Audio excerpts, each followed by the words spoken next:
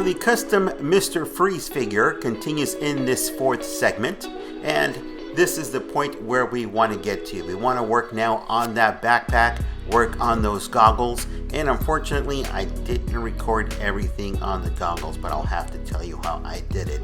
It's just one of those instances where you think you're recording and you're not, but I did capture the majority of it. So let's do a small recap for those who have not seen the others so that they can go back and search for the rest of the videos. This is where we started, a Warhammer Artist Proof, a blank gray figure. We dismantled it entirely, and I bet those Warhammer guys hate the fact that I took off that eagle. Anyway, we dismantled the entire figure to start working on the paint and shading. So now we're at the point where we need to find out how we made those goggles. I started off very simple, just took 2 pieces of Lego and I used putty to put them together. I used this piece of tape to hold them together as I worked the putty onto them. Then I set them to dry out in the sun. Because it is a plastic, I can't really use the oven to heat it, and it was just not really convenient to use a hair dryer. So it's just easier to put it out in the sun for about an hour. So peeling off the tape, it should hold together, and it is a bit sticky. So there it is, it did the trick. The putty is holding, or the epoxy I should say, is holding those 2 pieces of tubing. Remember, these are 2 pieces of Lego that I cut with an X-Acto knife. Then I took a piece of red acetate to then glue it to the back. And knowing what I know now, I should have used the liquid resin and the UV light to put this together because it hardens that much quicker. The super glue tends to tear off the paint or dissolve the paint, the ink on the acetate, and this acetate has is painted on both sides, so you do see some of that tint coming off. I used the Gorilla Glue because it does have a brush on this tip. However, again, this was not my best choice. So if I had to do it again, I would not use the super glue. I would use the liquid resin to put it together. Nevertheless, here we go. We apply the glue and then we are going to attach it to the red acetate. And this red acetate, you can you can pick it up from any photo store because I did have this on hand, but you can use even a wrapper actually that's translucent. So anything that's translucent, whatever color you want to use. In this case, Mr. Freeze has red lenses, and I wanted the red lenses to be translucent. I wanted the light to penetrate through those lenses. So once I attached it together, it just took a few minutes to dry. I naturally had to be careful because it's so small, and at the same time it was very tricky not to get my hands all over it and get the glue all over my fingers.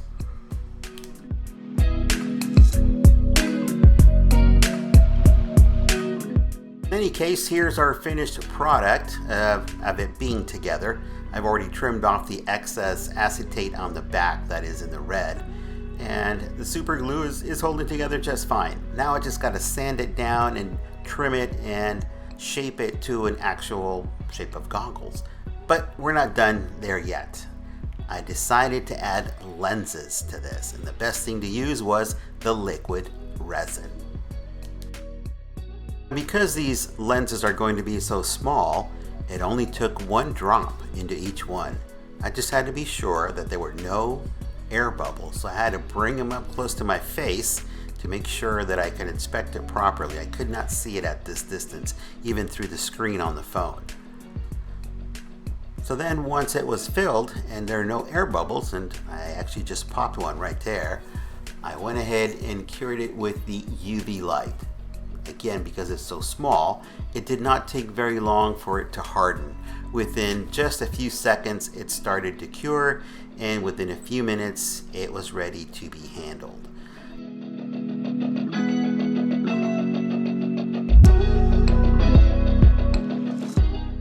Now, depending again on the thickness of the resin that you have poured, is going to determine the amount of time that it takes to cure. In this case, because it is so small, it only took a few seconds for it to start to harden, and then just a few minutes to be completely hardened or cured. So it took just very little time, and I'm glad it did, because I really wanted to get these finished. These things are so tiny, I did not want to lose them and have to start over again. But if I had to, I do have extra pieces of those Legos to produce another pair. Now, I did not record the actual creation of the rear end of the back end of the goggles. My record button, well, it just wasn't recording. So in any case, this is what it looks up close. You do see lenses in the goggles now, so once the light reflects off of it, it will truly look like goggles instead of just empty tubes in front of his face. And you can see the light does pass through. Now, to create the rest of it, I ended up having to cover the figure face, or the sculpt, with liquid mask, which is a liquid latex. I let that dry, and then I shaped the actual goggles around that face where I covered it with latex or the liquid mask. Once that was in place, I attached the goggles onto that sculpting. I then let it dry out in the sun for 4 hours. Then I came back, I sanded it down, and then I was actually able to remove it off of the face because of the liquid latex. And there the goggles will finish. Now I just have to paint them. So now going on to the backpack, this is one of those things that they don't show you in some of the videos how to take apart. So I'll do a little refresher on this. It doesn't come apart very difficult. It really is very simple. It took me about 10 minutes to take off the top of it. It does have glue at the top and the center and on the edges on the front and the back, but it's very minimal. Just a little bit of heat and a little bit of pressure and a little time, you end up removing it. So the plugs that are on the end, these grills or these vents, do come off also. And this is where I want to install some lighting because it's an empty cavity on both sides. So I have to drill at an angle to get the wires in the inside. And let me show you how that comes out to be. In the meantime, let me show you how to break open the back of it, or this clamshell on the backpack. It does have glue all over the edges, and for video purposes, I've already taken this apart. So you can see all those white spots that I've showing on the edges. That's where the glue was. The most difficult one was at the very bottom, and it actually tore part of the plastic. So I have to go back in there and drill it out so I have a clean connection when I put it back together. And I'm taking out that center support to be able to put in some of the electrical wiring in there. So here it is, entirely broken down. Not much to it. So going back to this, we're going to have to drill into the back of the torso. We're going to take the back of the backpack, or the jetpack, and we're going to match it up because we want to drill through both of them so that the holes match, so that we can easily pass those wires. So I've taken the largest drill bit that I have in my Dremel set, and I went ahead and perforated the backpack. And I left a little indentation on the inside, but I want to go ahead and drill the whole thing through so it matches. This is a very soft plastic. It doesn't take a whole lot to drill this thing. It looks like a tough piece of plastic, but it's incredibly soft. After I cleaned it up with the drill bit, I then cleaned the rest of it out with a X-Acto knife. And be very careful, because it is soft, that X-Acto knife can take out large chunks if you're not being careful. Now once you've got it all cleaned out, and you can see on the inside I went at a different angle. I ended up perforating the top and bottom in the torso, but not to worry, it's not going to show. You can see how soft that plastic is. So once again, be careful with that X-Acto knife, especially if you have a fresh, sharp blade on that X-Acto knife. So once you clean up the inside, then we can pass the wire through that's going to go on the chest. And that wire that I'm going to put in there has a tiny little diode that's hooked up to a circuit board that is going to continuously flash. So I'm taking my drill bit, drilling it now in the opposite direction to get into that cavity, and to be able to push that LED through. Now it took a little while because it is at an angle, so I can place it in the right spot. And it's a very, very tiny diode. It's not very large. However, I did want a large opening because I want to fill it with resin so that it acts as a lens and disperses that light evenly or in a wider pattern, so it's not a bright light in your face. So this is what it looks like. Here's a wire coming from the back to the front, going around the center body peg, and there you go.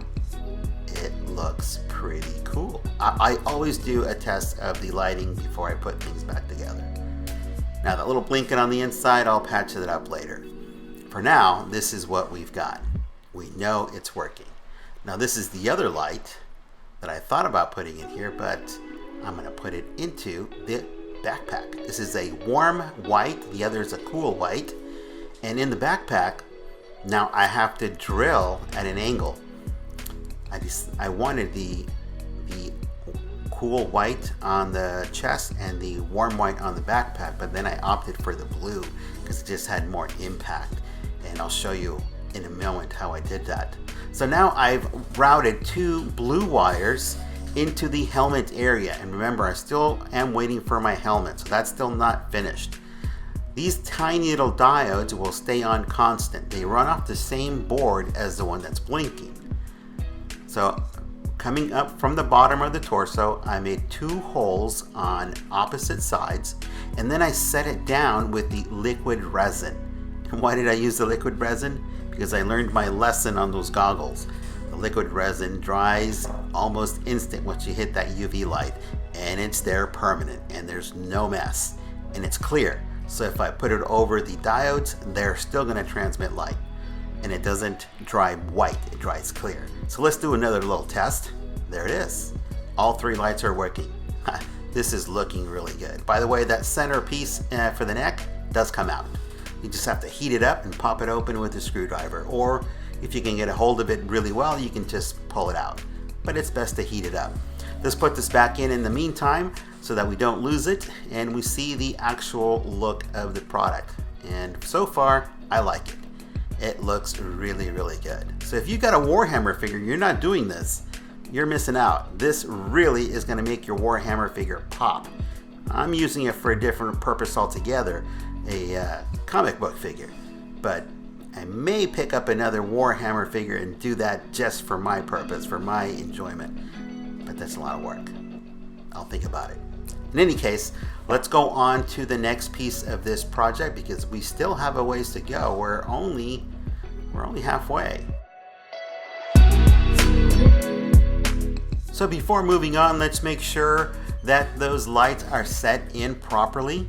And I'm going to hit that with the UV light one more time just to make sure those teeny tiny diodes are in their place and they're not going to move. You just never know. If you do this right now and you didn't secure them, then you're going to break it all apart and go back in there and fix something, and that's the last thing you want to do, because once we put this together to finish off the details, I don't want to take it apart. It's going to stay. So we want to make sure that everything is in its place before we put it back together.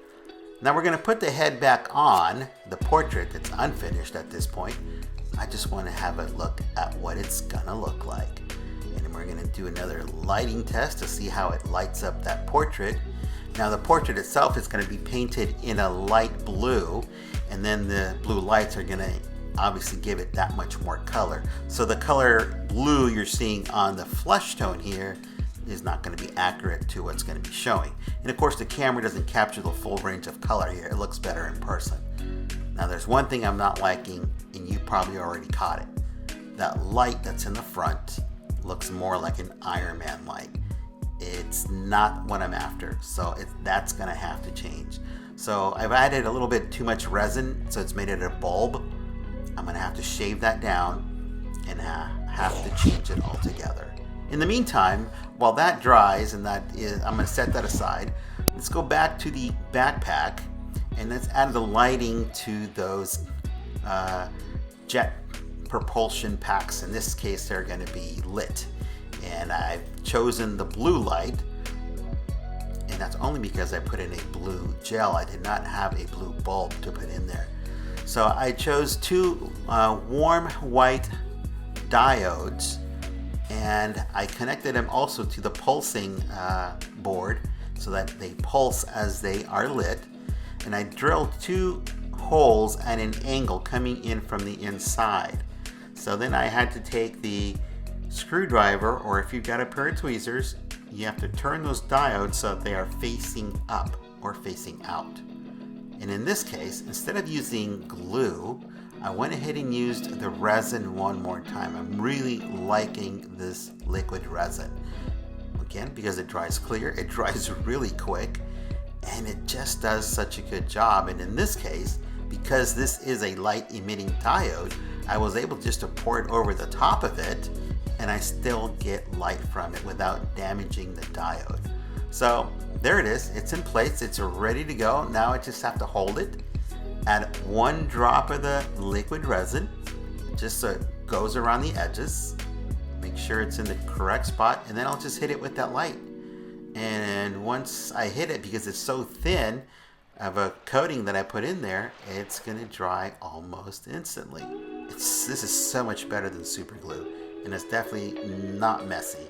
It does have an odor to it, so it does require some ventilation, but just one drop isn't gonna bother anybody unless you're really sensitive to any kind of odor. So repeat the same thing on the other side. Make sure it's centered, and then again, place it in the center, and then one drop of that resin, add that UV light in there, and you've got it set and ready to go. Now once it's done, we're going to do another test, make sure it is working correctly, because if something went wrong, this is the moment that you want to take to make any of those corrections. Put in a different diode, maybe it's not working, etc. But in any case, anytime you get in your equipment for lighting, you always want to hook it together and make sure it is working. That way, if there's any defects, you can return the part and get another replacement. So in this case, everything is working great. And this is the board that I have it hooked up to. It is a Lego board, and it does hold 3 connections to be able to power, obviously, 3 lights. The 4th connection is the power in. So we have one last light that we're going to use, and we'll decide later where we're going to put that. For now, we've got our white light coming from here, but I don't want white. I've already put it onto the figure. Let me give you an idea what it looks like. It's too distracting. There's too much light coming from that, so I'm gonna have to tone it down because it doesn't have a way of regulating it. The best thing to do is, obviously, I'm gonna change the color because I want blue. But before we get to that point, I want to show you what I did with these rubber caps. This is what I ended up with. I used a blue gel on the inside, and then I glued a copy of this mold that's here. I made my own mold using this grommet or this plug.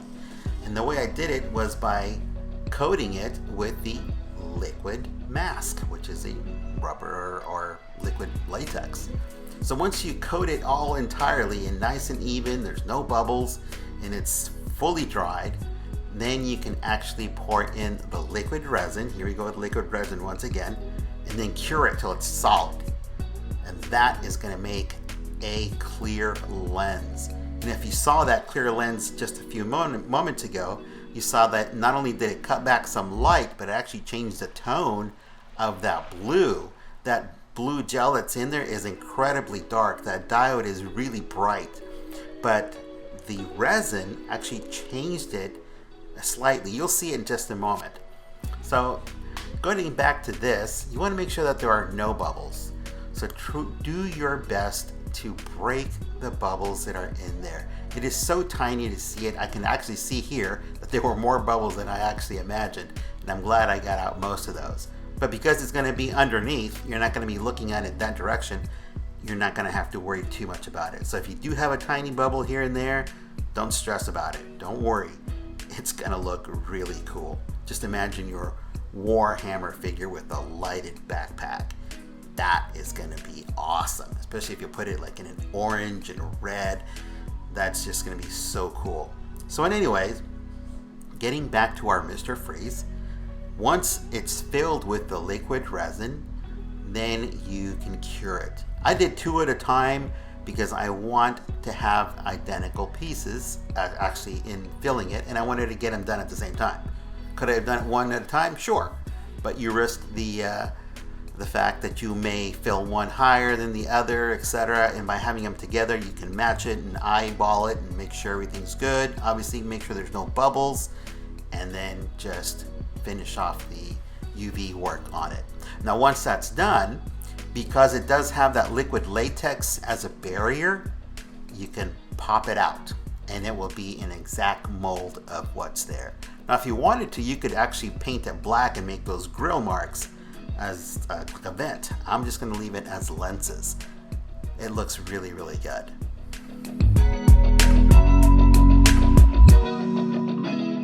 And here we go. This is what I used to cut out the blue lens, which is a blue acetate or gel, if you want to call it, and place it right over the opening, right over the diode.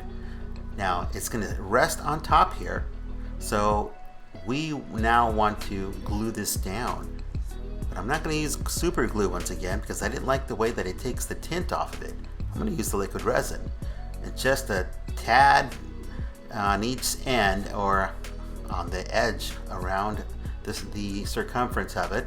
Place it down, make sure the edges are visibly wet, showing me that it is sitting on the resin. And I'm just going to hit it with the UV light. And because, again, it's so thin, it's just going to take seconds to cure it and dry it out. And look at that, it's already dry. It's ready to go. So now we're going to take apart our mold or our lens out of our mold using a flathead screwdriver. And if I can just show you correctly, get this in here. It's so hard to see it on camera. And just very carefully go around the edges and just pry it off. Now that blue, that's the liquid mask, the latex, the rubber. Just rub it off. It's still kind of sticky, and boom, it's gone. Now you got yourself a clear molded lens with the exact markings that were there. This is pretty cool. Sure beats having to do it in clay. So I'm just going to sand off the back of it, make sure it's a nice rough surface so the liquid resin has something to grab onto and adhere perfectly. So I'm going to place it back on here, find the spot that I want to get. Here we go. That looks about right. Same angle as the other, just so it matches. And it's working. Look at that. That looks really cool. It's a matching set of lights. Now we got to adhere it with the liquid resin. So let's remove it, and I'll leave it running. So 1 drop is all it takes. And as soon as it hits it, you can spread it around. Don't worry about any bubbles. It's going to be squeezed out anyway. Set it right on top. Be very careful not to get your fingers in it. And that's it. See how it spreads? Just tap it, squeeze it out. Comes out to the edges. You're set. Use that UV, and there we go. We got ourselves a lighted jetpack.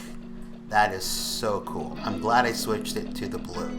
So here it is, semi-finished. Now all we've got to do is hide our wires and paint the rest of this backpack. I like the way this looks. I'm really, really happy. Now I've got to add the trim to those lights, but we'll do that later.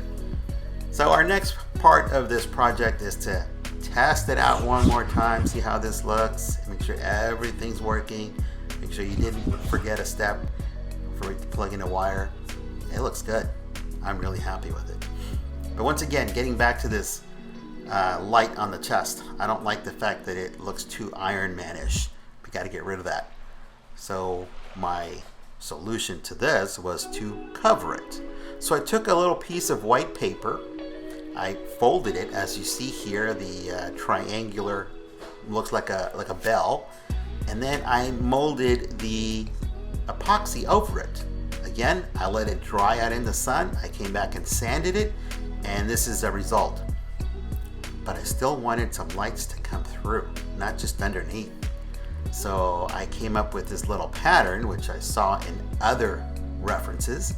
I marked it with a fine tip marker, and I went ahead and drilled 3 holes all the way through so that the light coming from the diode on the inside not only comes through the 3 holes, but also shows through the bottom. That way, I do have the chest light, but it doesn't look like an Iron Man light. So I was much happier with this. But I did not want the same color coming through. So I had to figure something out to change the color without adding more lights, just using one light. Now, as you see in a moment, that epoxy was a bit thin, and that light is so bright that it actually is transmitting light through the shell. I didn't want that either. So the best thing to do there was to paint it. So I painted it gray, and then I painted it the color purple that is on other parts of the armor. Now, because it is up so close, you see all the tiny little imperfections. This is what it's gonna look like. So I did a little test. I like the way this looks, but I want some color, I want some contrast. So I decided to use a little piece of the acetate that I have. This is an orange. I ended up using 2 pieces, cut it down to shape, and fit it on the inside. Again, my mistake here was to try and use super glue. The super glue just destroys the tint on the acetate, even though it's tinted on both sides. So it was just leaving a mess. That's why I also had to paint this. So what I ended up doing is resorting back to the liquid resin. Once I cut it the shape I needed it, and it was fit in tight, I put it in, I fixed it to the area that I needed. I did a test to make sure that it was in the correct spot, and then I went back in and I filled it from behind with the liquid resin. And the liquid resin not only held it in place, but it at the same time created a lens on the inside for that white light to shine through directly to the bottom. So this little tiny piece was incredibly time consuming. It was just as time consuming as working on those goggles, because it is so tiny and it just really didn't have a lot of room in there. And I really wasn't counting on using 2 pieces. And that's because the first one was destroyed because of the super glue. I should have just not used the super glue to begin with. So in any case, you'll see the finished result in just a moment after cutting down and trimming every single little piece that needs to be in there. And that gave me my orange lights coming through those 3 little holes, and it gave me the white light coming through at the bottom. That made a whole lot of difference. Now, as you see here, this is where I'm trying to use the super glue, and you can already see on the tip of that screwdriver that it's got some color on it. See how the glue is almost even melting the acetate? I actually had to use a whole different piece. And as you can see, it's staining the epoxy that I've already molded to the figure. So this is the reason why you don't want to use super glue in this particular case. It just made the work that much more difficult to achieve the look I was looking for. Yeah, I was frustrated, and I just gave up on the super glue for this kind of a purpose. For other stuff, it's great. For this, it's not working. I ended up using the liquid resin once again.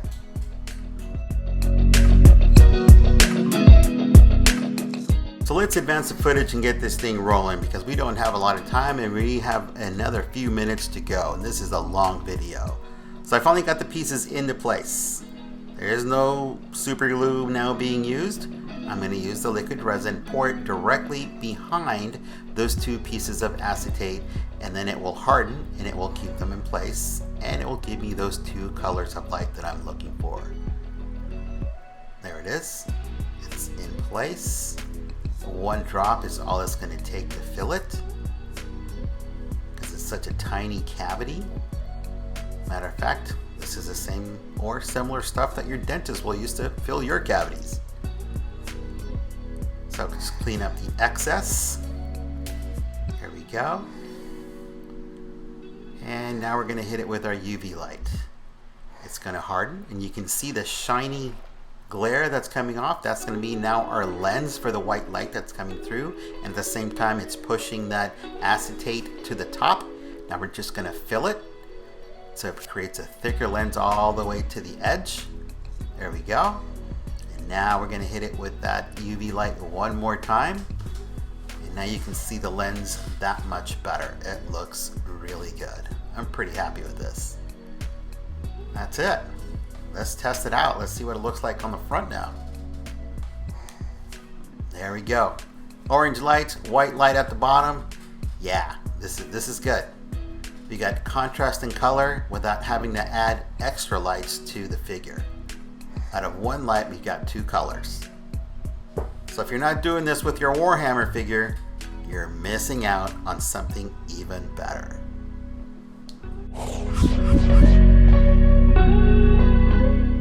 So once we got the lights in place, it was time to give that padding some color, to give it a character or texture to, or color to that texture that we added to the chest. So I mixed up some browns. This is just craft paint, by the way, and then I sealed it with a Model Masters flat clear coat, and I just added different washes of brown to get the colors I was looking for. And then the dark crevices here, I ended up with a darker brown just to show, again, shading and color.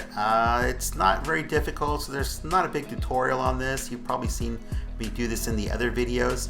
And then that texture was able to hold really well where I needed it in giving me that different shading and contouring.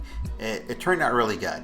I'll show you the end product here as to how this looks. This is now a wash that I'm applying, but once it's dry with the different tones that I'm going to be adding, it just really picks up the characteristics of the texture.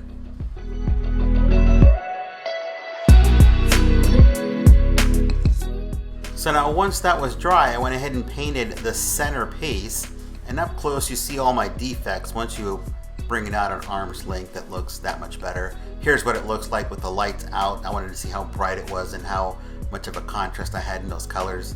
And this is cool. This is way better than the Iron Man look.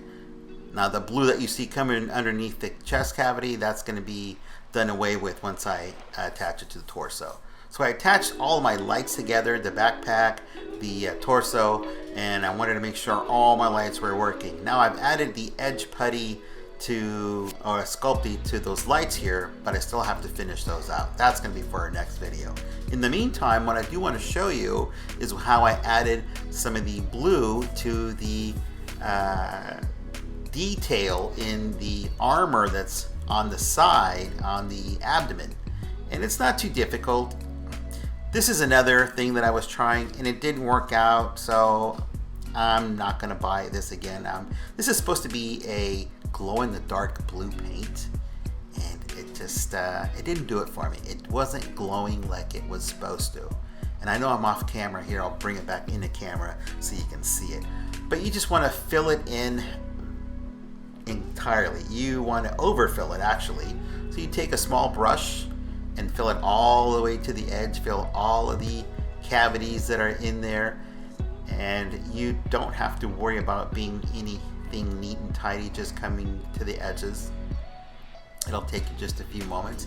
And once you're there, then you're going to take a clean brush, a large brush. You're going to have maybe a towel at your side or a sponge to wipe off excess off the brush. But this is what you're going to do. Once you're totally covered, you're going to wipe it away. And you're going to wipe it away with the brush. So you're actually going to literally brush it away. This is what it looks like. Hold on.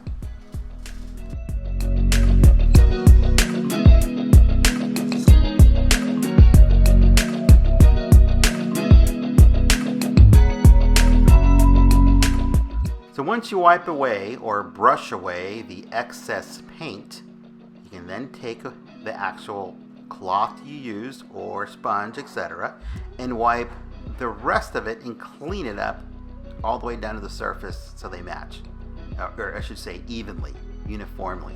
But go against the grain. Don't go with the contour or with the grain. In this case, you want to leave that blue in there. It will eventually dry and thin out, but unfortunately this doesn't glow, so I'm not going to recommend this paint. This is where we're at now, and this is where we started. We started with a blank artist proof. and I'm really happy where we're at this point. So if you liked the video or this series in the segments of videos on Mr. Freeze, please comment, like, and of course please subscribe, and of course share it if you can. In the meantime, don't forget to keep customizing, and we'll see you in the last segment of this series of Custom Mr. Freeze.